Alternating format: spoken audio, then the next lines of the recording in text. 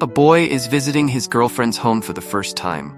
He's looking for a drinking glass when he notices a row of cups in the cabinet, each of them inscribed with what seems like half words. He picks one of them down just as his girlfriend's mom walks in.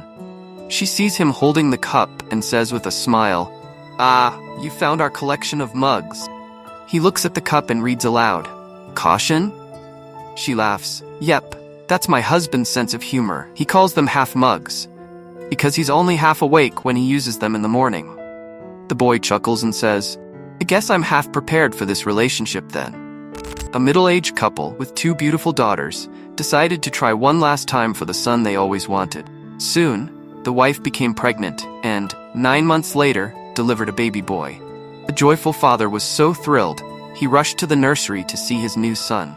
But as he looked at the baby, he turned to his wife and said, "Wow, he's a little miracle, but he looks suspiciously familiar. Are you sure we haven't had him before?"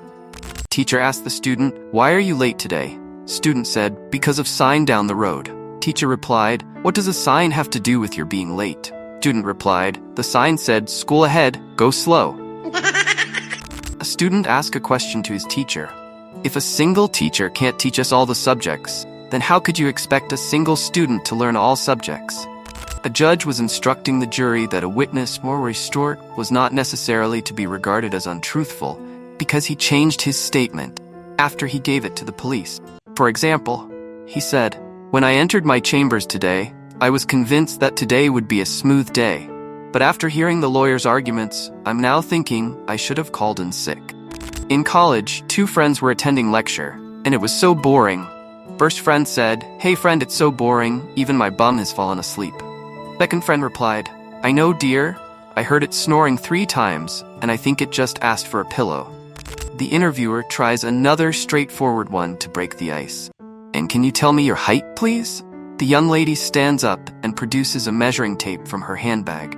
She then traps one end under her heel, stretches it up to the top of her head, and with a serious face says, "Well, according to my calculations, I'm exactly 5 feet and a heel tall."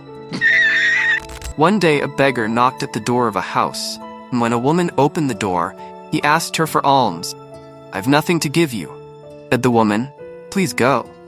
The woman, who was newly married, then added with a sigh, "But if you wait a moment, I'll ask my husband. He's always giving me nothing too."